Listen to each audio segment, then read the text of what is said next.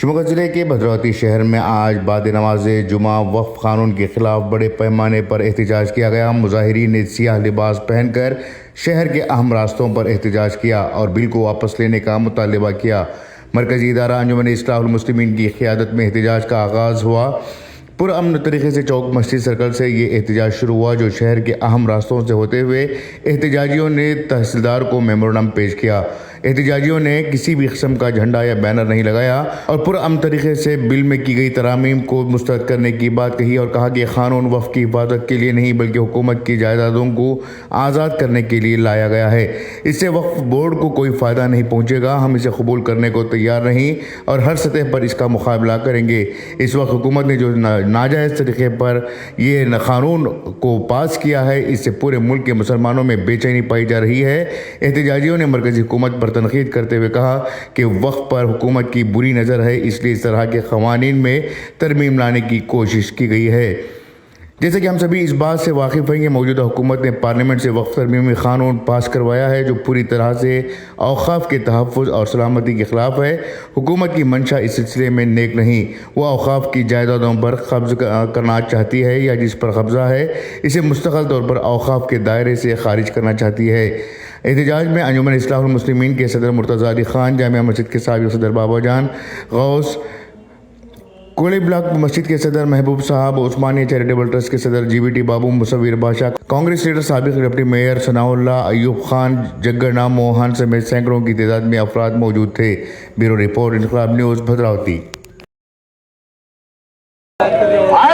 ನಾವು ಮುಸಲ್ಮಾನರು ಅಂತ ಹೇಳಿ ನಾವು ನಮ್ಮ ಮೇಲೆ ಈಗ ಮಲ್ತಾಯಿ ಧೋರಣೆ ತೋರ್ಸೋದು ಬೇಡ.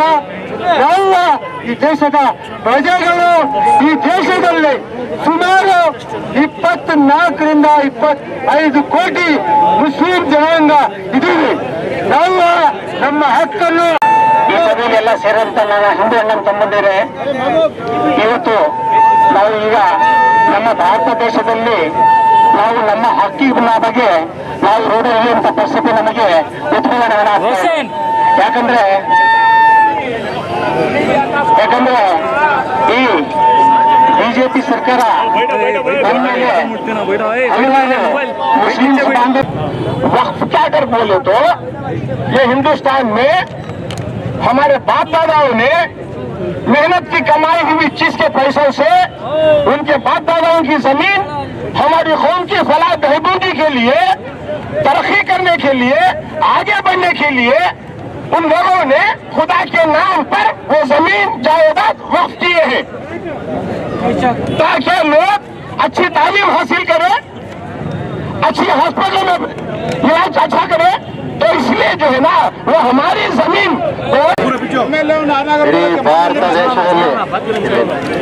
इडी ಭಾರತ ದೇಶದಲ್ಲಿ ನಮಗೆಲ್ಲರೂ ಕೂಡ ಸ್ವತಂತ್ರವಾಗಿ ಸಾಮಾಜಿಕವಾಗಿ ಜೀವನ ಮಾಡಲಿಕ್ಕೆ ಹಕ್ಕನ್ನು ಕೊಟ್ಟಂತ ಬಾಬಾ ಸಾಹೇಬ್ ಅಂಬೇಡ್ಕರ್ ಅವರು ಮತ್ತು ಜಗಜ್ಯೋತಿ ಬಸವಣ್ಣನವರನ್ನ ಈ ಸಂದರ್ಭದಲ್ಲಿ ಸ್ಮರಿಸುತ್ತಾ, ಇವತ್ತು ಭಾರತ ದೇಶ ಅಂದರೆ ಇಡೀ ವರ್ಲ್ಡಲ್ಲಿ, ಪ್ರಪಂಚದಲ್ಲಿ ನಮ್ಮ ಭಾರತ ದೇಶಕ್ಕೆ ಒಳ್ಳೆ ಹೆಸರಿದೆ. ಯಾಕೆಂದರೆ ಇಲ್ಲಿ ಹಿಂದೂ, ಮುಸ್ಲಿಂ, ಕ್ರೈಸ್ತ, ಬೌದ್ಧ, ಸಿಖ್ ಎಲ್ಲ ಧರ್ಮದವರು ಕೂಡ ಅಣ್ಣ ತಮ್ಮನಾಗಿ ಜೀವನ ಮಾಡ್ತಾ ಇದ್ದೀವಿ ಅಂತೇಳಿ ಇಡೀ ವರ್ಲ್ಡಲ್ಲಿ ಭಾರತ ದೇಶಕ್ಕೆ ನಮ್ಮ ಒಂದು ಹೆಸರಿದೆ. ಅಂಥ ಒಂದು ಹೆಸರಿರುವಂಥ ಜಾಗದಲ್ಲಿ ಇವತ್ತು ಒಕ್ಕಗಳ ಆಸ್ತಿಯನ್ನು ಹಕ್ಕನ್ನು ತಿದ್ದುಪಡಿ ಮಾಡಿದ್ದಾರೆ. ಇದಕ್ಕೆ ಖಂಡನೆ. ಯಾಕೆಂತೇಳಿದ್ರೆ ಇದು ಉದ್ದೇಶಪೂರ್ವಕ ಮಾಡೋಂಥದ್ದಲ್ಲ. ಇದು ಬೇಕಂತೇಳಿ ಒಂದು ಜನಾಂಗದ ಮೇಲೆ ಬ್ರಹ್ಮಾಸ್ತ್ರ ಬಿಡಲಿಕ್ಕೆ ಯಾವುದೇ ಕಾರಣಕ್ಕೂ ತಾವು ಭಯ ಪಡೋದು ಬೇಡ. ನಿಮ್ಮ ಜೊತೆ ನಮ್ಮ ಸರ್ಕಾರ ಇದೆ, ನಮ್ಮ ನಾಯಕರು ಇರ್ತಾರೆ. ನಾವಂತೂ ವಿಶೇಷವಾಗಿ ನಿಮ್ಮ ಜೊತೆ, ನಮ್ಮ ಕೊನೆ ಉಸ್ತುವಾರಿಗಳು ನಿಮ್ಮ ಜೊತೆ ಇರ್ತೀವಿ. ಯಾರು ಭಯ ಬೇಡ ಅಂತ ಹೇಳಿದ್ರೆ ನಾನು ಹಾಗಾಗಿ ನಾನು ಇವತ್ತು ಈ ದೇಶದ ರಾಷ್ಟ್ರಪತಿಗಳಲ್ಲಿ, ಈ ದೇಶದ ಸುಪ್ರೀಂ ಕೋರ್ಟ್ ಅಲ್ಲಿ ನಾವೆಲ್ಲರೂ ನಿಮ್ಮವರೇ, ನಾವೆಲ್ಲರೂ ಭಾರತೀಯರೇ, ನಾವೆಲ್ಲರೂ ನಿಮ್ಮ ಪ್ರಜೆಗಳೇ. ದಯವಿಟ್ಟು ನಮ್ಮನ್ನ ಒಡೆದು ಆಳುವ ನೀತಿಗೆ ತರಬೇಡಿ. ಬ್ರಿಟಿಷರು ಇದೇ ರೀತಿ ಒಡೆದು ಆಳುವ ನೀತಿ ತಂದಿದ್ದಕ್ಕೆ ಬ್ರಿಟಿಷರು ಈ ದೇಶನ ಬಿಡಬೇಕಂತ ಪರಿಸ್ಥಿತಿ ಆಯ್ತು. ನಾಳೆ ಒಂದಿನ ಬಿಜೆಪಿ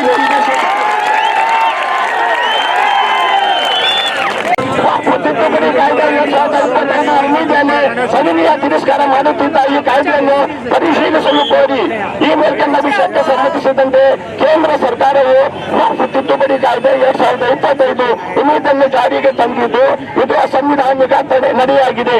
ಗೌರವಾನ್ವಿತರಾದ ತಮ್ಮಲ್ಲಿ ಭಾರತೀಯ ಪ್ರಜೆಗಳಿಗಾಗಿ ನಾವು ಕೇಳಿಕೊಳ್ಳುವುದೇನೆಂದರೆ ಈ ಕಾಯ್ದೆಯನ್ನು ಹಿಂಪಡೆದು ಮರುಪರಿಶೀಲಿಸಬೇಕು. ಕಾರಣ ಈ ಕಾಯ್ದೆಯಲ್ಲಿ ಸಂವಿಧಾನದ ಮಾನವ ಹಕ್ಕುಗಳನ್ನು ವಿಧಿ 14 ಮತ್ತು ವಿಧಿ 15 ಹಾಗೂ ಸಾಂಸ್ಕೃತಿಕ ಮತ್ತು ಶೈಕ್ಷಣಿಕ ಹಕ್ಕುಗಳನ್ನು ವಿಧಿ 20